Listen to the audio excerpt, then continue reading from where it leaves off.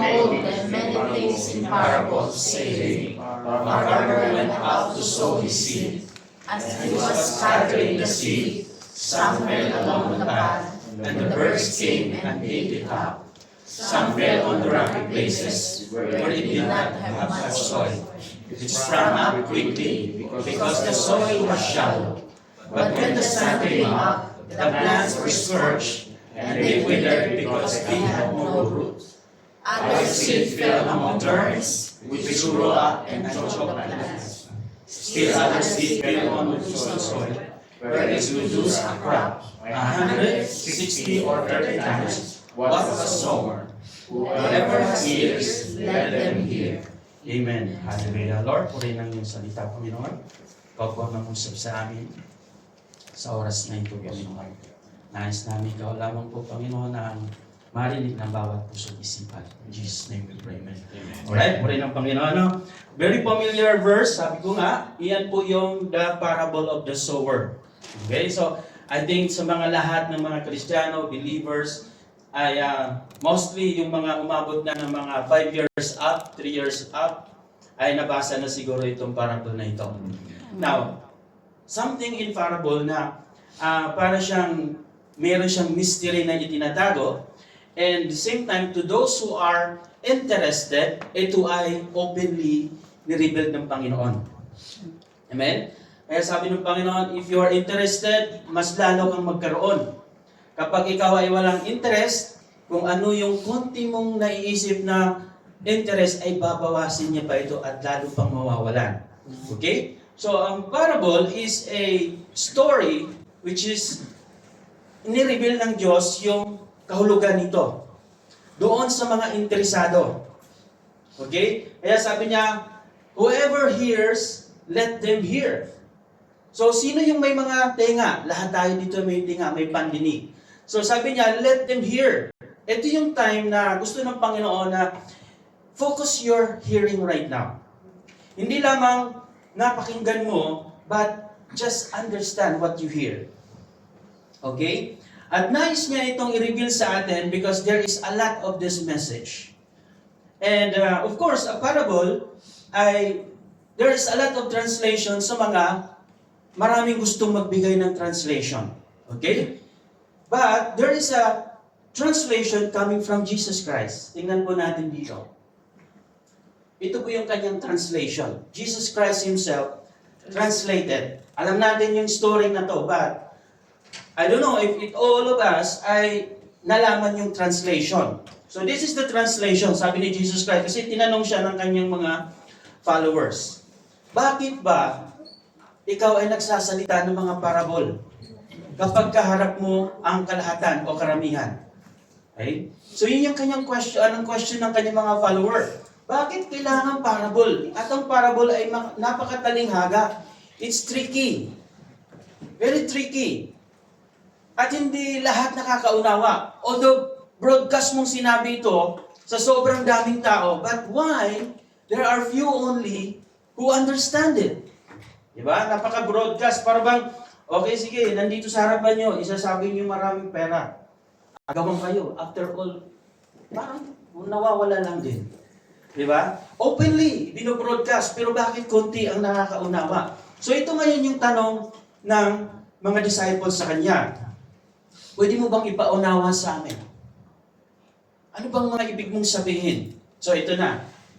Kinuha yung mga disciple na talagang follower niya, ay kasama niya at this time. Yung mga hindi niya follower ay hindi nila kasama at that time. So sabi ngayon ng Panginoong Jesucristo, from 18 to 23, listen then to what the parable of the sower means. So para ito sa atin ng mga follower tayo ng Panginoong Jesucristo. Are you follower of God? Amen. Amen? So ito ngayon yung para sa atin. Kaya sabi niya, listen then to what the parable of the sower means. Sinong nagpaliwanag? Jesus Christ.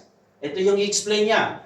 Sabi niya, when anyone hears the message about the kingdom, kaya alam natin yung sower, no? Naghahasik siya. A man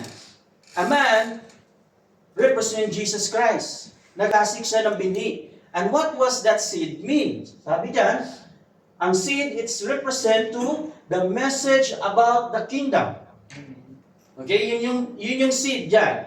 Sabi dyan, when anyone hears the message about the kingdom and does not understand it, so anyone hears, tama? Lahat tayo nakakarinig, kahit doon sa panahon ni Jesus Christ.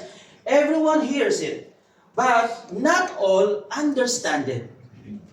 So mayroon na ngayong pagkakahiwalay. Lahat ay pwedeng tumanggap, makikinig, pero nadidistinguish or nagkakaroon ng pagkakaiba ngayon. Nahahati. Mayroong nakakaunawa at mayroong hindi. Now, bakit? Sabi niya, the evil one comes and snatch away what was sown in their heart. So sabi niya, the evil one. Now, go back to the previous verse. Sinabi doon sa previous verse na, and the bird came and ate it up. So naghasik. Jesus Christ represent the man throwing the seed. Nandun sa pot. And then, and the bird came. And ate it up. That bird represents the evil one. The evil one came and snatched away what was sown in their heart, in their mind. They are connected to each other. Heart and mind. Okay? So, hindi yung demonyo lang ang pumunta, mga evil or mga alipores lang ni Satan.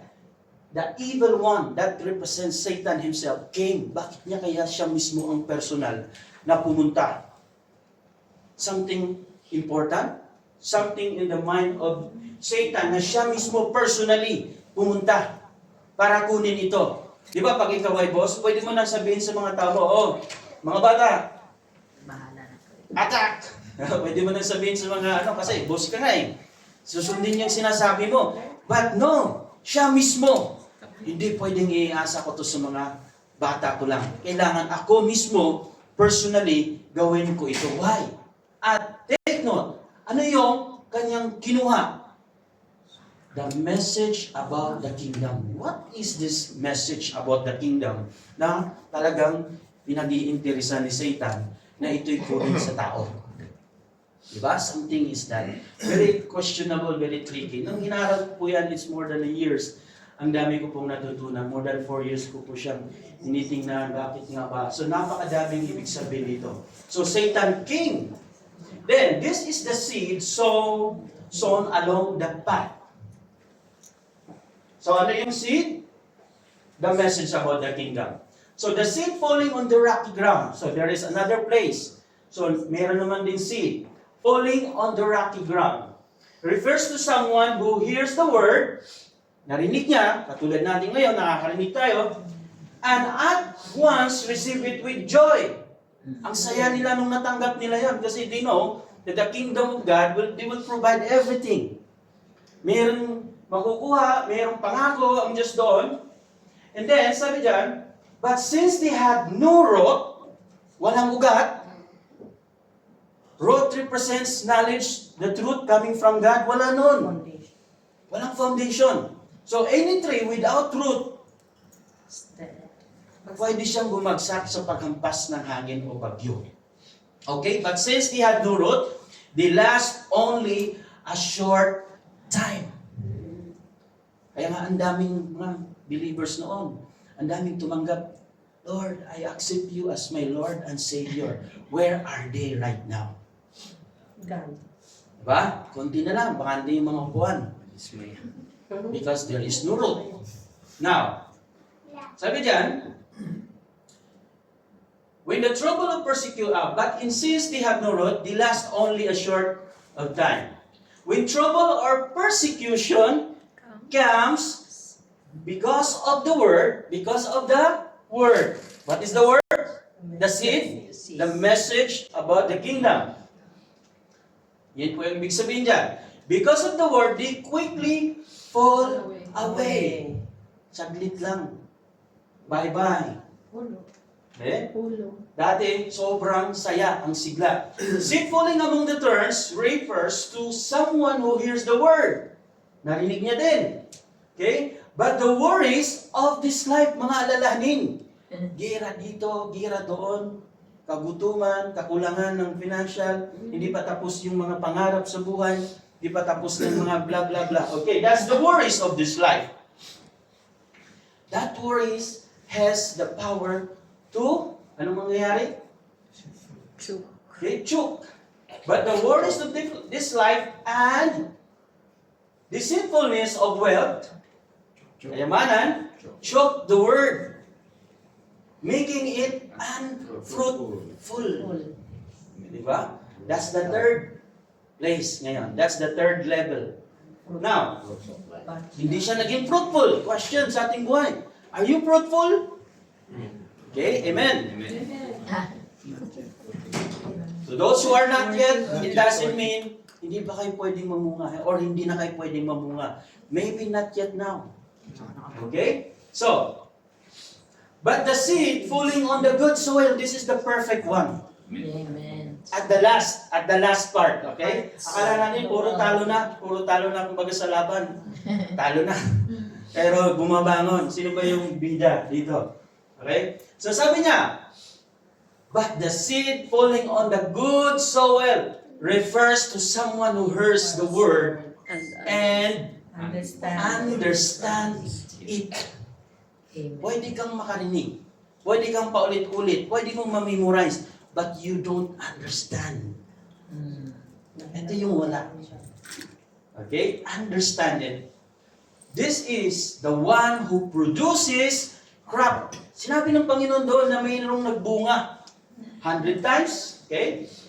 Okay, produce a crop yielding 160 or 30 times what was sown. Amen. Puri ng Panginoon. See, at the last part, nananalo na. So, this part, the good soil, it endures. They endures from the first and second and third. Now, any one of us here right now, it might be in one of this type of soil. We need understanding. Now, you have it already. You heard the message. The message about the kingdom. Now, this is the title. Intro pa lang yun. Napakahirap ng intro ko na sobrang tagal. Kailangan ibababa. Okay, the message that Satan hates. Bakit? Mismo si Satan, kinuha niya yon. Tinanggal niya yon. At after that, the people who heard the message, ano nangyari sa kanila? They don't understand. Question, do you understand? Yes. Amen? Now, kung hindi kayo nakakaunawa, there's a chance. But be careful. That's why the message that Satan hates, ayaw niya. Okay? Now, so, of course, all of us, all religions using Bibles. Right? So, government, not religion. Now, in the Bible, God is the ruler Himself. He governed. Okay? So, the Bible, core focus, it's not about religion.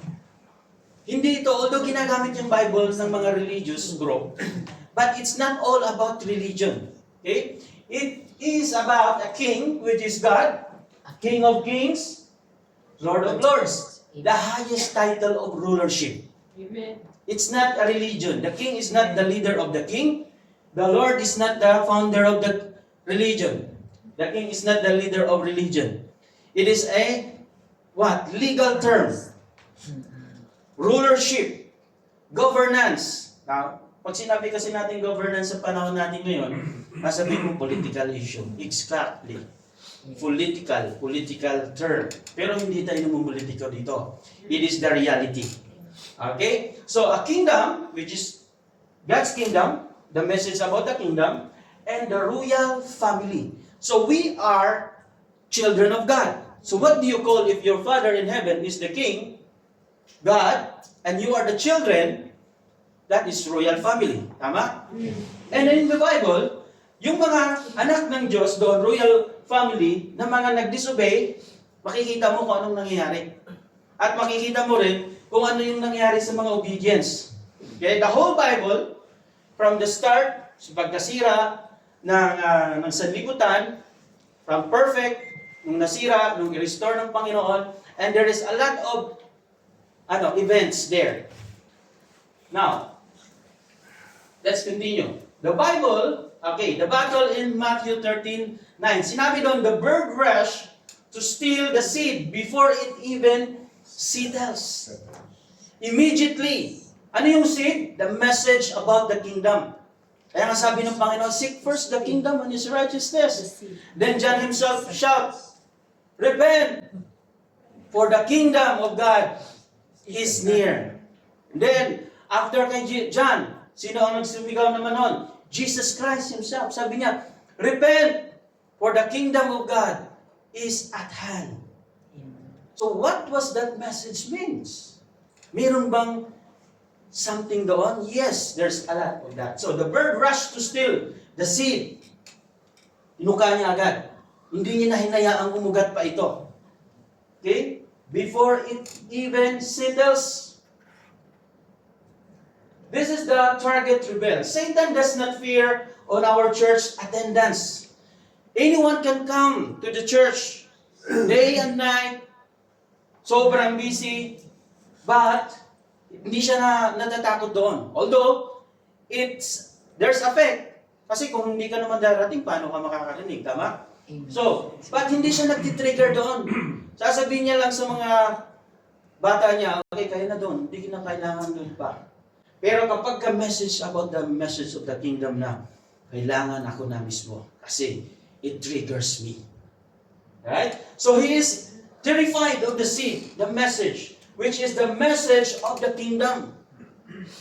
Ito kasing kingdom is the complete package of the rulership of God.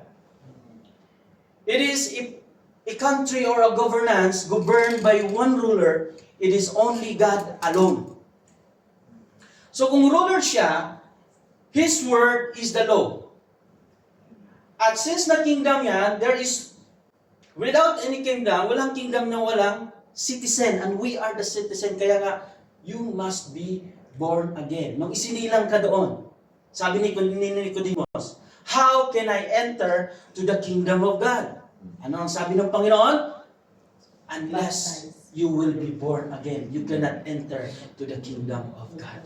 So, nung nag-born again ka, you are, na isinilang ka. Nung isinilang ka doon, you are citizen. Pag isinilang ka sa bansang Pilipinas, citizen ka sa bansang Pilipinas. Pero, of course, nung isinilang yung mga bata dito sa Kuwait, hindi siya naging citizen. Kasi Filipino citizen yung mga magulang. Okay? So, that is, ayaw ni Satan na itong mga bata na to, itong mga tao na to, they will live, they will represent, or they are representative of the country, of the governance of the heaven. Ayaw niya. Kasi alam niya kung ano yung mentality ng mga citizens sa langit. Hindi siya nga pwede doon eh. Alam niya na doon sa langit, all are victorious. Walang sakit, walang karamdaman, walang kahirapan doon sa langit. Amen. Yung kaya sabi ng Panginoon, let the poor say, I am rich. Let the weak say, I am strong. There's opposite. Nature, character. So ayaw ng kaaway nun. And then the king will protect.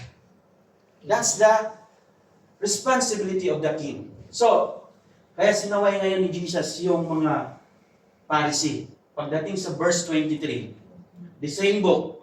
Sabi niya, but woe to you. Kaawa-awa kayo, or negative yung word na woe. Yes. Okay? Woe to you, scribes and Pharisees. They are the leaders of the religion. Okay? Kasi yung governance ng Panginoon, it was being replaced by the governance of the religion. Hindi na ngayon si God ang nagro-rule sa isipan ng tao. It is the type of religion. And we know how many religion right now existing on earth. At nakakatakot dito. So, sabi ng Panginoon, but woe to you, scribes and Pharisees, they are hypocrites. Paano sila naging hypocrites? Paano nagkaroon ng negative comment si God? Because, sabi? Pakibasa po. Because you shut off the kingdom of heaven from people, For you do not enter in yourselves, nor you allow those who are entering to go in. Do you understand that? But you describe Yung mga leaders ng mga religion noon na siyang opposite, number one opposite ni Jesus Christ, oppose, kontra kay Jesus Christ, ay yung mga leaders ng religion na to because they scared na mawawala na sila ng membership. Natatakot sila. Amen. And there are people who are coming to Jesus to be a follower of Him. So, wala na yung negosyo natin, mga brad. Sabi ng mga Pharisee, kailangan nating patayin yung tao na to. And why? This is the issue. Because you shut off the kingdom of heaven from the people. Sinarado niyo yung pintuan ng langit sa mga taong ito. Kayo mismo, ang mga leaders, mga Pharisees and Sadducees, you close the kingdom. You don't want them to enter to the kingdom. At ang mga tao are pushing to come to enter to the kingdom. Naghahanap, naguguluhan ng mga tao, saan ba talaga ang tunay na religion? Saan ba talaga ang grupo? Kanino ba talaga tayo? But it is only one. Kingdom of God, and that is Jesus is the ruler, our God, our Lord, our Savior. Amen. Hindi tayo nawala sa tamang landas. We are in the right place. But we need the right understanding. Okay? So, that's the issue. Because you shut off the kingdom of heaven from the people. You do not enter in yourselves. Sila mismo ayaw pumasok. Kasi ang interest lang nila, mag-abang lang tayo sa labas, mga brad. Kasi yung mga papasok, they are our victims. And we will bring them to our religion. And we will become a leader or dominator or Lord over them. Amen. Sabi ng Panginoon, when you use the Lordship, you shall humble yourself and serve them. Yes. Pero itong mga Pharisee na to, they use the people to serve them. Yes. Opposite. Opposite. Okay? So, you enter, for you do not enter in yourselves, nor do you allow those who are entering to go in. Hindi nyo pinapayagan. Okay? So, bakit kaya? Why Satan hates the kingdom message? May dahilan. Of course, bakit ba ang isang tao nagda-transfer from one country to other country? What's the reason? Not satisfied. You're not satisfied in your country? There's The- good Your government in your country are not good? Yes. They are corrupt? It's true. Yes. Bakit tayo nagpunta dito sa bansang ito? Because this country is better than our country. Yes. Good Tama? opportunity, yes. Good opportunity, good living. Yes. Hinahanap natin yan. Therefore, in the kingdom of God is also offering this. Kaya sabi niya, seek first the kingdom of God and His righteousness, And and all these things shall be added unto you. But to seek it and to seek the kingdom of God and His righteousness, it will take you time and understanding. Hindi ito pwedeng makuha lamang, kaka-attend lang at kantahan lang. Amen. There is sincerity of heart, Amen. sincerity of mind. Okay? And look, this is why Satan hates the kingdom. It relocates your citizenship. Okay? Religion provides a membership card. The kingdom grants absolute citizenship. Amen. Kasi sabi na nga ni Jesus, Absolute. you must be born again. Amen. Hindi to enter a religion. Born again is not a religion. Okay, alam natin yan. It is a true relationship to God and you are really born on that country. And what is that country? The country of God. Amen. So, since you enter to that country, you have what? You have a ruler, the king. Hindi siya president. King himself. Ang iba ng president, pwede siyang gumawa ng law pero hindi agad-agad maipapasa. But the king, when he said, his word will become a law. And the citizen, walang ibang gagawin is to obey. Amen. Kino-correct tayo this time. If you really understand that, that means God, Jesus Christ, our Lord, our Savior, is telling you, every time that I told you what to do, you just say one answer. Say, yes, Lord. Yes, Lord. No question. But Lord, I don't have time. No. But Lord, you're not my priority. Wrong. I'm not asking your comments. I'm asking your obedience. Religion will give you second thought. Kailan yan, Brad? Kapag okay ka na. Kapag ka ganito na lang, pag may time na lang. Ito yung madalas na sinasabi, pag may time na lang. Ay, Okay? It sounds good. Kasi hindi naman negative yun eh. Hindi naman niya sinabing, no, wala akong time.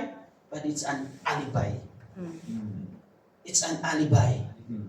Kaya nga, ang dami ng Kristiyano nun pa eh. Talo na nga ng talo ng kung saan-saan pang mga churches.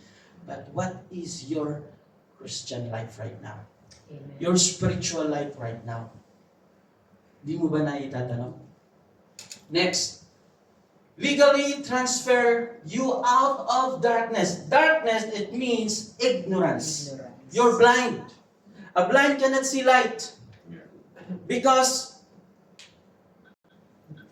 kapag ignorant ka, wala kang idea, wala kang alam. Mangmang. Ignorance. Okay? Legally transfer you out of darkness. That means ignorance. The opposite of darkness is light. Amen. And the meaning of light is Knowledge. knowledge.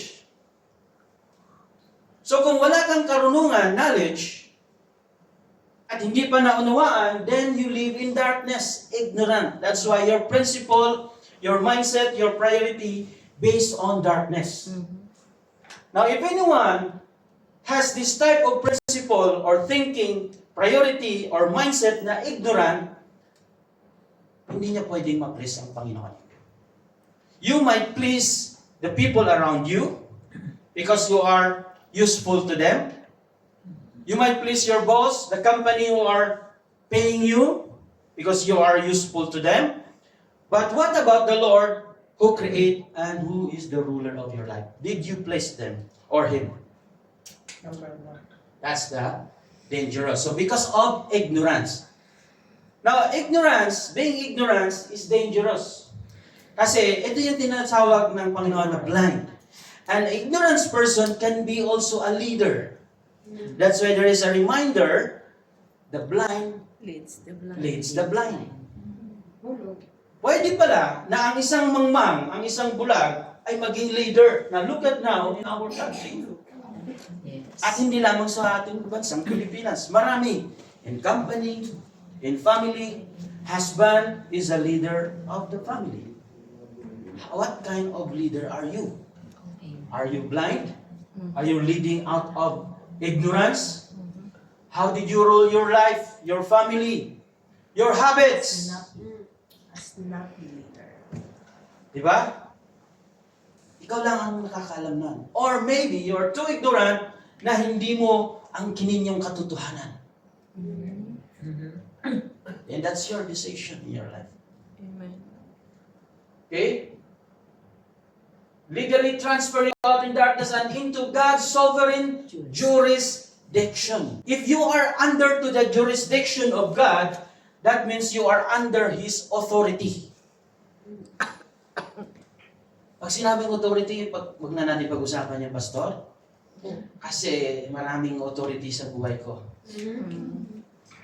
I am representing the authority of God sa lahat ngayon. The only sovereign authority sa buhay natin is God and God alone. Kaya nga King of Kings, Amen. Lord of Lords. Amen. You represent as king of your life because you rule it. But there is kings, a king of your life. There is Lord, owner of your life. Amen. Pero inangkin mo lahat yan. You're willing to obey those who are people who lording you, but you are not willing to obey the true and Living God. powerful king that is God alone.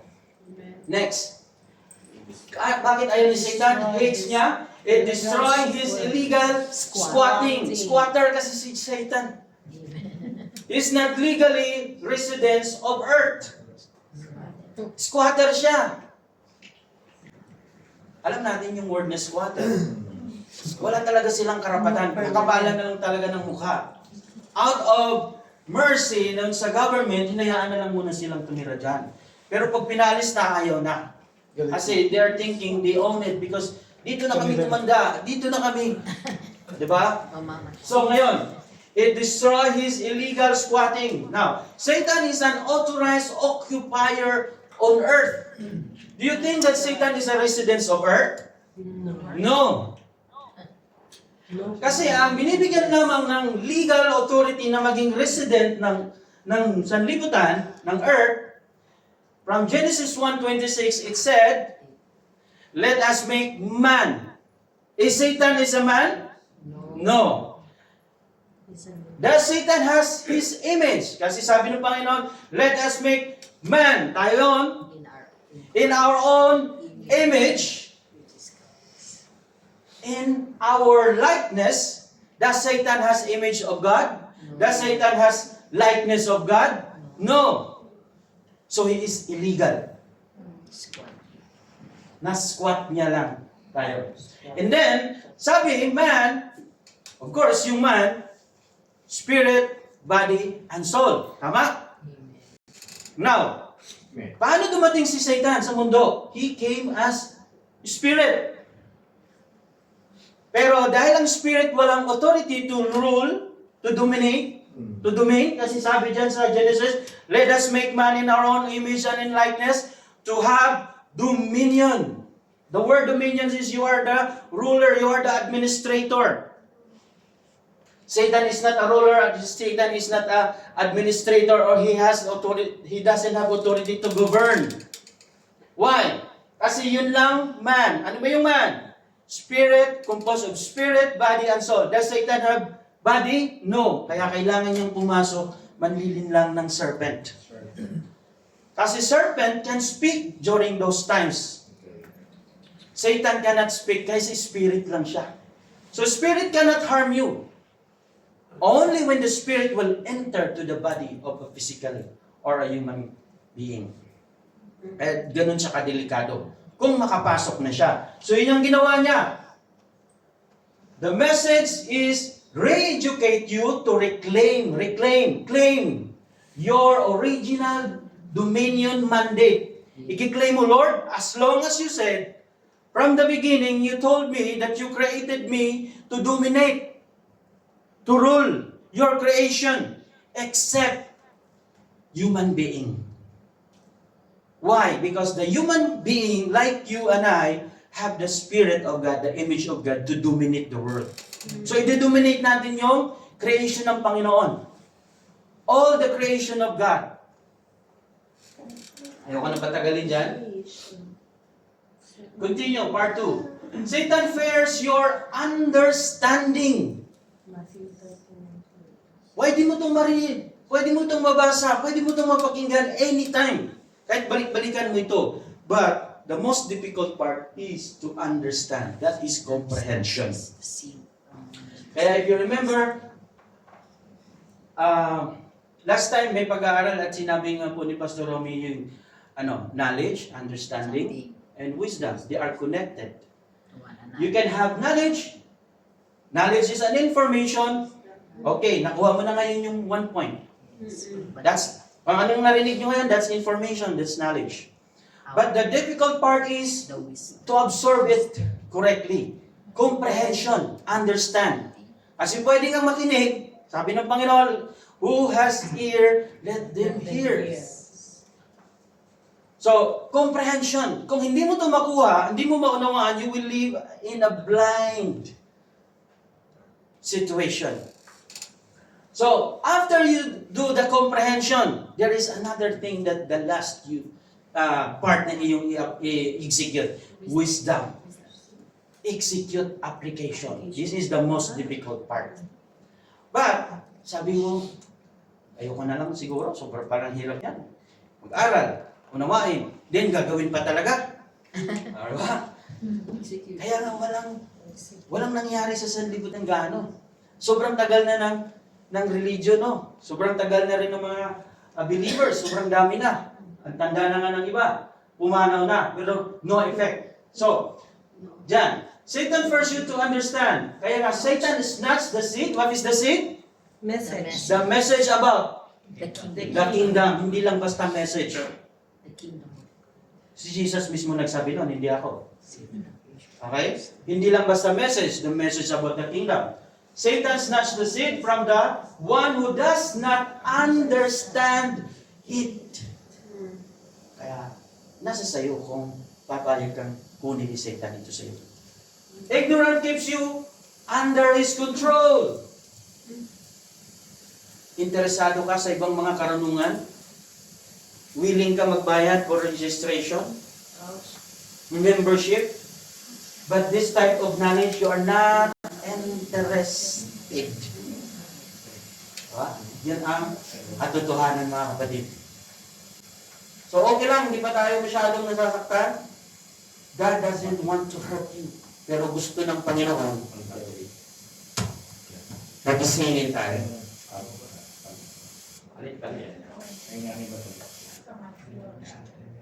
Sound check. Sound. Gagalit niya tayo tao eh. Napupog na. Pastor Okay. ka na, pastor. Sound check. Gagalit siya sa katotohanan. Gagalit na. Kasi pastor, sabi mo, why Satan hates the kingdom Pumasok sa message. ano. Ayan. Okay. Mas maganda to. Pastor. Ayan. Ignorance keeps you under his control. So under his control, wala kang alam. Diba? Parang open door ito. Wow, praise God, open door. Blessing. Okay? Attack! Move! Pero yun pala, Satan is nakakatuwang tingnan. Wow! Lahat sila pasok sa bangal. Lahat sila magmahal. Hulo. Okay? Comprehension sets you free. Ang daming ngayong believers, Christian, na matanda na, tumagal na, wala bata pa, nasa church na. I see a lot of kids na nasa church na lumaki. At nasaan na sila ngayon? Sobrang hirap ng buhay nila kasi they don't represent God at all. Marami akong nakita nun. Kaibigan ko, nauna pa sa akin sa church. Every Sunday by Sunday school, nasaan siya? Nanay, tatay nasa school, sa church every Sunday. Teacher ng Sunday school, nasaan sila? Nalulungkot akong tingnan. Tapos, compared to my parents, hindi sila pumunta ng church.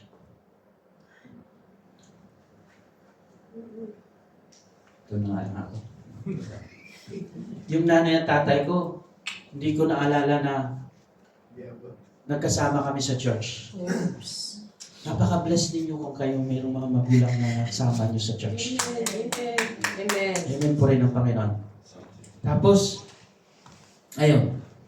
Sabi ko, Lord, sabi ng iba, kung sinong tatay, sino daw yung tatay, siya rin yung anak. Then I refuse it. Sabi ko, Lord, hindi ko tatanggapin ang sinasabi ng mga taong ito. Sabi nila, kung ano daw yung puno, siya rin yung bunga. Yes, kung kahoy yun, hindi ko malaman yun. Plants and trees doesn't have heart and mind. Amen. But I have. Amen. Yung tatay ko, hinahabol dahil nandaya sa sugal. I'm not proud of it. Hindi ko pinagmamalaki yung tatay ko, but I love my father. Because the Bible says so. Love you. Love your parents, honor your parents, respect your parents. I did it. Nakalungkot kung titingnan. Pero, because God is so loving God, hindi niya tinitingnan yung pagkakamali ng magulang. Although there is a verse na talagang dadalawin niya yon. But, God wants you to know Him. He represents Himself to you. Pinapakita niya yung kanyang sarili sa iyo. Nagpapakilala siya sa'yo. So kaya I received Jesus Christ when I was 19 years old. Now, ignorance is gone. Slowly and slowly and slowly. But there are people who are long-time religious that they never see the goodness of God. They only recognize God when they have things, materially things. Wala yung wisdom. Wala yung understanding. Kaya nga walang fruit. They don't want to multiply themselves. Why? Because ignorant. Why Satan hates kingdom message? Because exclusive multiplication. There will be a multiplication. Kaya nung naintindihan ko yan, sabi ko, Lord, I'm not ready. When someone appointed me, you will become a pastor.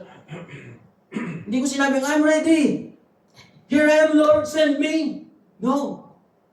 Deep inside, I said, Lord, I'm not ready. Then God told me in my conscience, kailan ka maging ready? Kung aantayin ko pang maging ready ka, baka katapusan na ng mundo, wala ka pa rin readiness. Amen. So I stand up, Lord, help me. When I submit it to God, unti-unti yung Panginoon kumilos sa aking buhay. Amen. My blindness is gone. Light of God came in my life. Amen. He transformed me. My mentality, my priority, my life, my wife, my family. He transformed me. So, there is multiplication. Kaya hindi ako natatakot at hindi ako napapagod na magturo. Kahit isa lang. Amen. Because sabi dyan, a single seed multiplies 30, 60, or 100 folds. Amen. Hindi ako napapagod. Even though if there are some people who are really don't understand, but it's okay. That's part of life. Important is you are doing what God said to you. Okay, one educated kingdom citizen. You born in the kingdom of God because you accept Jesus Christ as Lord and Savior. You yourself, as this is the person, ikaw yung tinutukoy dito. This is represent yourself. One educated kingdom citizen can transform a family. Did you transform your family? Career and nation. Pwede tayong pumunta doon sa mga iba't ibang lugar ng government, kahit barangay tanod. Anong klaseng barangay tanod kung sakaling papasukan mo? The most lowest position on government, political issue is barangay tanod na lang. Hindi ka kurakot. Hindi ka abusado. You follow the nature of the kingdom of God. You have the culture of heaven. Because you have the Word of God, the Bible, that makes you wala ka sa kingdom of dark. You are in the kingdom of light. Okay, so you can transform your family, your life, and nations or nation. Next, how the kingdom message benefits you. Of course, hindi ito sinabi ng Panginoon para lang siya lang ang makinabang. This is my question dati ng Panginoon, Lord, if you save me, what was your benefits? Para lang ba, Lord, mapunta ako sa langit? Totoo, Lord, na nakakatuwa na kapag ako'y namatay, hindi ako mapunta sa impyerno. Nakakatuwa, Lord, na mapunta ako sa heaven kasama mo. But my question is, what does benefits you? Kasi kung ang tao ay nilikha according to God's image, it means thinking, character, so walang tao na mag-spend ng kanyang pera na walang in return. Kahit na sabihin mo, okay, bigay ko to sa'yo, abulin ko to. Wala nga maibigay sa yung tao na yan, but in return, meron kang inaantay. Masasalamat. So if God saved you, what was His benefits? He saved you because He wants you, what? The kingdom of God. Amen? He saved you first. Tinanggap mo siya. You are saved. He will transform you, and then you will represent Him. His image and His likeness. Kaya sabi na, let us make man in our own image and likeness to perform like us. Our likeness. Perform like us. Using our character, our mindset, our intent, our purpose. Man is commanded. You are created by God because God wants you to dominate, to rule His creation, using His character, His image, and performing like God. That is the meaning in our likeness. Walang religion na magkukontra nun. Kaya kaibigan mo lahat ng religion kapag ang message mo ay ganon.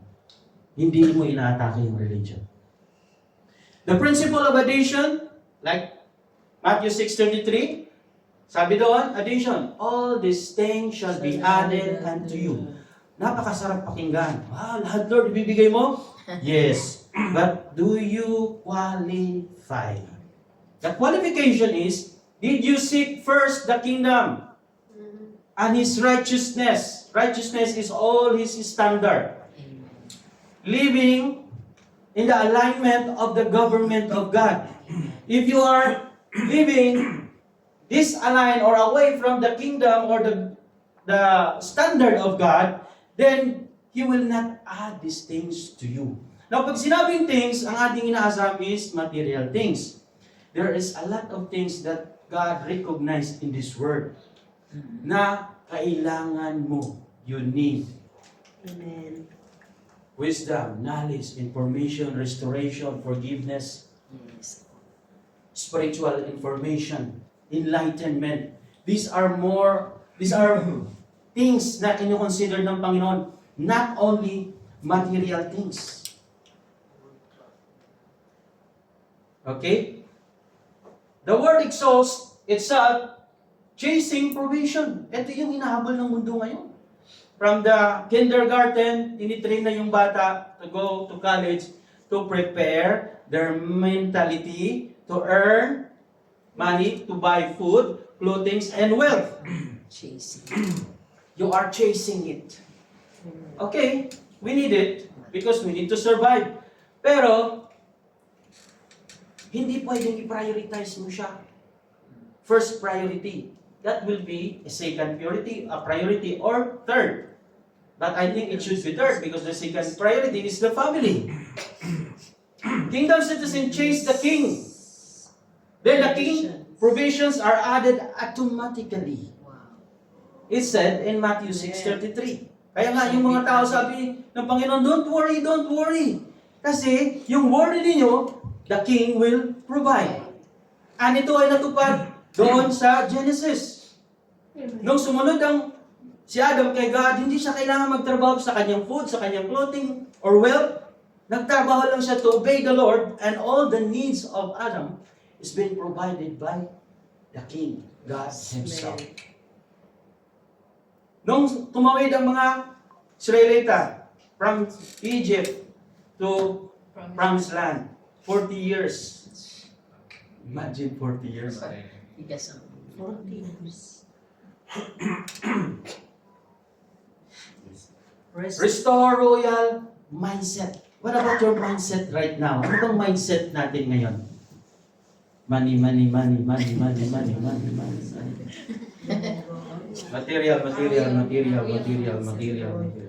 X. I'm the heir of His kingdom. Transform your mindset from slave of material, slave mentality, to a governor mentality. Governor mentality. A governor mentality is to govern, to rule, to manifest, to administrate. Yes. Pamamahalaan mo siya. Ililid mo siya. Okay? Kung slave ka, someone is leading you. Left, right, move, stop, backward, para kang robot. Yes, sir. Yes, sir. Yes, sir. Nalilito ka na ngayon. Sino ba talaga yung susundin ko dito? Diba? But God is telling you directly, you're not slave. You are dominator. Because I create you to have dominion. Before, nung hindi pa po ako Kristiyano, hindi pa ako gano'ng nakakunawa. There is one question. Why God created you? Anong sagot? To worship. Sabi, to worship the Lord. Wrong. Look at Genesis 1:26. Let us create man in our own image and in likeness. Bakit? To have dominion. Now, why we worship? Because it is our response to God. Because He deserved to be worshipped. Amen. But you are not created only to worship. That's our part. God deserves to be worshipped. It is our response because we love Him, because we know Him. Hindi niya na kailangan. But Satan is blinding the eyes of the people na ito lang yung pagkakalikhan ninyo. So kantahan, sayawan, okay na. They don't dominate. They don't stand up. They afraid. Ayoko, di ako pwede dyan. Opening prayer, ma'am, sir. Ay, hindi ako pwede dyan. Takot agad. Ako pwede dyan. Hinilig yung takot. Your mindset. Royal mindset. Transform your mindset from slave mentality to a governor mentality. You govern using the standard of heaven. Hindi nagbabasa ng Bible. Anong standard ang alam mo? Yung kung ano lang yung na-apply mo sa araw-araw. Standard ng trabaho, standard ng kalye, standard ng mga isip ng kaibigan mo, ng kumpari mo. Lahat ng mga standard na yun, adapted na dito, memorize mo na yan. Your mindset is being blinded. And then one day you lead. Kasi tatawagin ka ng leader. Tumanda ka na, matagal ka na. Patatayuin ka na ngayon. In their eyes, you are leader. But actually, slave mentality. Slave mentality. Okay? Connect your daily life to your unique God's given area of gifting. You have area of gifting. Use that gift to glorify God, to represent God. I-dominate mo yan sa area ng iyong domain. Saan ka nagtatrabaho? Saan pwesto ka kung leader ka ng gang. Marites gang, ikaw ngayon ang leader dyan, palitan natin. Iba marites natin yun, the word of God, the kingdom of God. Diba? Ikaw yung commander dyan, si Marites. Kapinuno. Okay. Give you the legal principles to bind and loose. Ito yun, yung authority na yun. Gagapusin mo at pakakawalan mo. Gapusin mo ang masama, ang blindness. Pakakawalan mo yung enlightenment, wisdom, and knowledge. Amen. Bibigyan ka. It activates the keys of authority. Mayroon kang authority ngayon. Satan has no authority. That's why, Satan, in the name of Jesus, in the authority that God has given to him and it was passed on to us, I command you in the name of Jesus, get out! You're not welcome. Diba? Empowers you to manifest heaven's culture in your earthly environment. Okay? Empowers you to manifest heaven's culture. What is your culture now? Culture is an attitude na hindi na kailangang ituro pa kasi araw-araw mo na itong ginagawa. Kultura namin to. This is our culture that we have. What? We have God. And then this is our culture that we love our enemy. We forgive. This is our culture. But why you cannot forgive? Which culture are you developing right now? Look at yourself. Sino yung hindi nyo pa pinatawad ngayon? That's not our culture. Maybe you are not representing heaven culture. Be ashamed. Amen. Okay, the enemy's attacks on the heart and minds. This is the bad soil. Under the meaning of that. So the hard soil, the hard heart. Heart and mind, they are connected. Sobrang tigas. Walang tumubo dyan. Anong tumubo dyan? Anong tumubo sa utak na yan? Hardened by religious Traditions. Diba? Yung mga tradition na yon. Yung tradition is built by man, but law is built by God. Looking through the religious lens, black on understanding, letting Satan snatch the truth. Hinahayaan mo si Satan na tanggalin yung katotohanan na yan. Yes. Hindi ka interesado sa truth, kaya parang maiksi lang yung focus mo. Maiksi lang yung interest mo. Sabi ng Panginoon, okay, I will not force you. Whatever you have, na wala kang interest, lalo pa kitang guna ng interest na yan. Tatanggalin ko pa sa'yo yan. Oops. Kaya sabi ng Panginoon, you will seek me and find me when you seek me with all your heart, with all of your mind. Pero sabi ng Panginoon, you will find me everywhere. Bakit, Lord? Lahat nga, makikita ka daw, everywhere. But bakit mo sinabi, you will find me and you will seek me and find me when you seek me with all your heart, with all your mind? There is condition. Yes, you can find me everywhere, but if you're not interested, I will not reveal myself to you. Hold your religion. It's up to you. God will never reveal to you. The shallow heart, compromise under pressure and persecution. No roots. Okay, compromise. Ito yung gagawin natin, sideline. Under pressure and persecution. Walang katotohanan, walang roots. Because the roots, it means the truth. When you know the truth will set you free. Hindi religion ang magpapalaya sa akin. Ang katotohanan, it is revealed in the Word of God. The truth will set you free. When you know, hindi sinabing when you heard. Know. Knowledge. Okay, compromise under pressure, persecution, no roots, concludes that standing in kingdom, okay, on kingdom, law caused too much early friction. Parang sabi niya, ito yung conclusion namin. Standing in the kingdom is cost too much. Sabi ng Panginoon, unless kainin niyo ang aking katawan at inumin ang aking dugo, hindi niyo ako susundan. Sabi ng mga follower niya, sobrang bigat ng katuruan na yan. Kakainin natin yung kanyang katawan, inumin natin yung kanyang dugo. Hindi po literal yun, nagkakainan ng laman kinilaw. Nag-inuman ng ano na. So that's not literal, it's a symbolic. Yes. That you are really interested. The distracted heart. Ito na yung puso ng maraming distraction. Dami natin yung distraction, ano? The Okay. thorn. Choked by the worries of life and deceitfulness of wealth.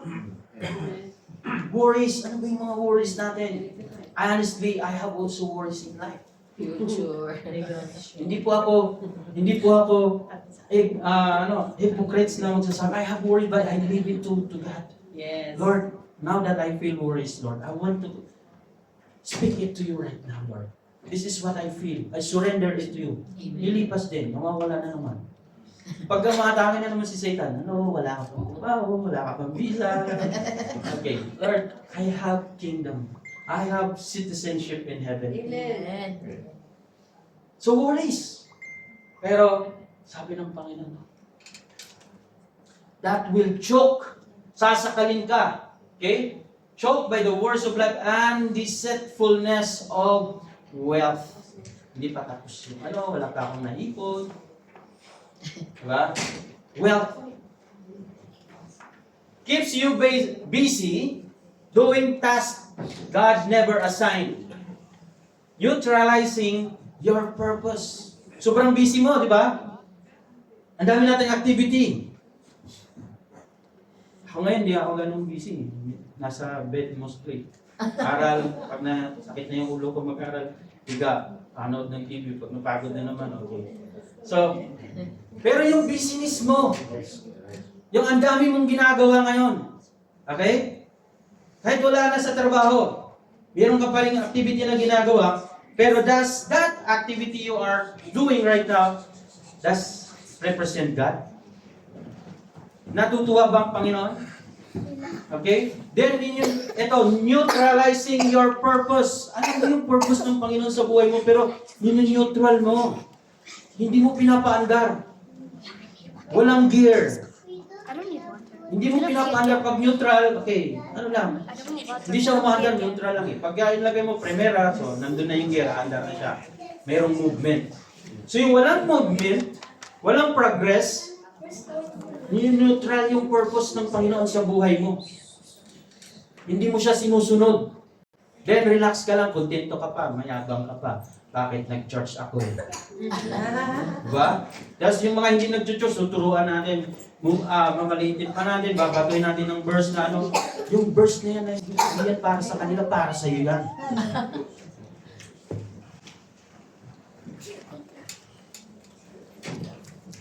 This is the last, the fruitful heart. Okay? The good soil. Gusto ng lahat ito eh. Minsan, kiniklaim pa natin sa sarili yan, I am in the good soil. Okay? So, this is it. Seed falls on good soil, produce massive harvest. Yun yung prueba. Kung nasa good soil ka, your mind, your heart is in a good soil, pwedeng taniman, mayroon diyang tutubo at mamumunga. Okay? Nagbunga daw ng 30, 60, or 100 times. Ang tanong, may bunga ba tayo? Amen. Amen. Thanks God sa mga may bunga, sa mga wala. Working. Working it out. Amen. Working it out. This message is for all of us. To those who have 30 only, then increase it to 60. To those who have 60, increase it to 100. To those who have not yet, maybe it's not a time. Or maybe because you don't want, or maybe because you're ignorant. Now, I'm sure you are not ignorant anymore. Amen. Amen? So the person who hears the word completely understands it and bears the real fruit. Diba? Kung nakakaunawa, nakakarinig, magkakaroon ng bunga ito. Mag-stand up siya. Sino ngayon ang magtuturo sa mga tao na ito? Sino ngayon ang mag-invite sa mga tao na ito? Sino ngayon ang magpapaliwanag sa mga tao ito? Tatawagin ko pa ba yung walang dito? But I'm here right now. Amen. Okay? Mentality. Why it defeats Satan? Bakit natatalo si Satan dito? Kaya ayaw niya. Because good soil understand kingdom laws. Yung laws ay yun yung magpapasunod sa tamang direction. This is the law. This is the standard. You don't violate the law of the kingdom. Because you know, when you violate the law of the kingdom, you will not bear fruit. You don't represent your kingdom. You don't represent the king. You misinterpret the king. Or you misrepresenting the king. Stop being God. Stop begging God for things and starts deploying the keys of the kingdom. Pagans ask for things. Lord, pahingi. Pero, if you understand the Word of God, you don't ask things. Okay? Starts deploying. Deploy. It's opposite from employ. Employ, someone is paying you and giving his requirements to you. I require you to do this task. 1, 2, 3. You are being employed by someone. Nothing wrong, okay, but I want you to understand. Deployment is when you yourself release your gift, your ability. Release what you are. You release it. You deploy it. Okay? Using the keys. Keys is what? The standard to open the lock. To access to the promise of God in the kingdom. In His kingdom. Access. You can reach there. You can enter there. Key is to use to open the lock. Or opening doors. Locked doors. Kaya gagamitin natin ito. Thank you for the free iPad. Then, conclusions. Stop being religious. Religion is built by human being. Start being kingdom, citizen, a ruler, given by God. Okay? So the variable, ito yung nagbabago, is always the soil, heart and mind. Meron yung variable yung ating puso at isipan. Kaya sabi ko doon sa nagsasabi na kung ano yung tatay, siya rin yung anak. Ano yung puno, siya rin daw yung bunga.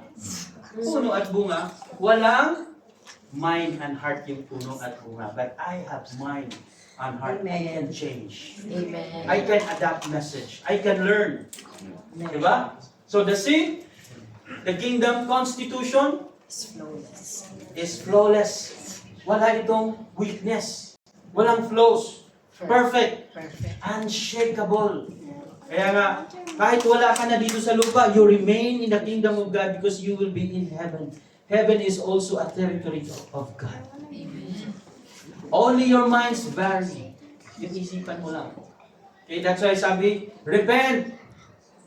Change your mind. That's the meaning of repentance. Hindi yung lulupasay ka, gugulong ka dyan. Then, proud ka na kasi naglupasay, gumulong ka, nakita nila kung talagang repentance yung ginawa ko. Tumbling dito, tumbling doon, talon dito, talon doon, nakita nila ko. Repentance yun. No. That's remorse. That's not repentance. Repentance, when you change your mind, after that, nagbago ba? Nung na-realize mong mali ang magsuot ng puti, kapag nasa putikan, nung nagpuputik-putik, pumasok ka sa puti ka, nagdamit ka pa ba ng puti? Hindi na, kasi you change your mind. Amen. The evidence is did you change your mind? Okay? Once your mind is changed, your habit, your action is also changed. Okay? An educated citizen, okay, uneducated, hindi educated. Ang isang edukado, well-informed, well-understand na mamamayan who knows their rights, walk in righteousness. Malakad siya sa katuwiran. An alliance with the king cannot be stopped. Hindi siya papapigil na sumunod sa kalooban ng Diyos. The commandment of God. Your call to action today. This is our call. Dig out the rocks of compromise. Compromise natin yung Panginoon. Dami natin mga sikreto na kailangan nakakawas. Cut away the thorns of worldly anxiety. Is he gonna eat that? Tanggalin natin yung mga yan. Tulungan mo yung sarili mo. You have the power to command to yourself. You are the owner of that life, body. You are the Lord of that body. But remember, there is Lord of Lords. And that is God, the King, Jesus Christ. Change your thinking and embrace your royal citizenship. Do you understand, mga kapatid? Amen. Amen? All glory to God. Tayo, manalangin. Oh, he's gonna. Ating pasalamatan ng Diyos.